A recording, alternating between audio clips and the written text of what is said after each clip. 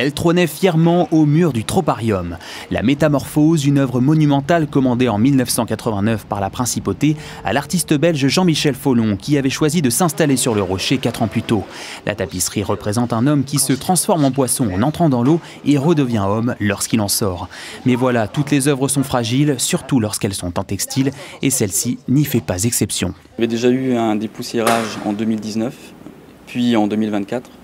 Mais donc on s'est aperçu que l'œuvre était fortement décolorée, encrassée et empoussiérée. Donc en fait, c'est l'œuvre du temps et puis du soleil. Il est nécessaire en fait de la traiter pour éviter que ça empire, que sa situation empire. Donc ce projet, il est pris en charge par l'Institut du patrimoine, donc qui dépend de la direction des affaires culturelles.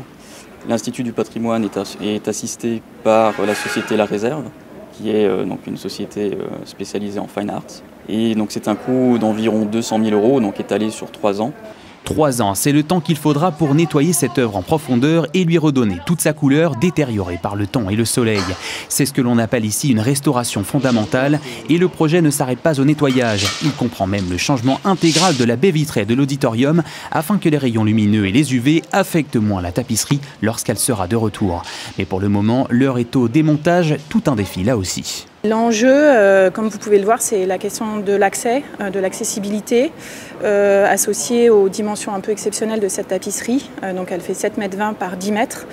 On a un sol en bas qui est irrégulier, donc c'est extrêmement compliqué d'installer un échafaudage et donc nos méthodes de dépose un peu traditionnelles ont dû être adaptées. Et l'autre complexité sur cet objet, c'est qu'en plus on n'a pas la hauteur suffisante sous plafond, donc il y a déjà un petit repli en partie basse qu'on doit gérer au moment de l'enroulement et qui rend la manipulation encore plus complexe, parce que du coup on a la formation de plis au milieu de la tapisserie au fur et à mesure de l'enroulement.